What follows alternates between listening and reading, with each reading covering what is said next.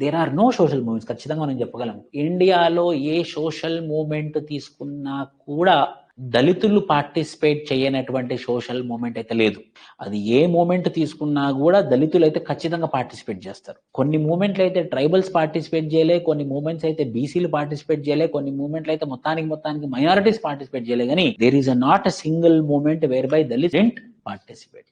ఎందుకు సార్? మరి ప్రతి మూమెంట్ కి ఒక ప్రాబ్లం కారణం అవుతుంది. ఆ ప్రాబ్లం లో ఎవరు తొక్కబడుతున్నారు ఎక్కువగా అంటే దళితులకు ఇబ్బంది అవుతుంది. కాబట్టి that is the reason Dalits are the people who are participating in any social moment across Telangana. అందరు దళితులు అందరినీ ఒక తాటికి మీద తీసుకొచ్చినటువంటి ఘనత మాత్రం ఎవరికి వస్తుంది అని అంటే మారోజు వీరన్నకు వస్తుంది.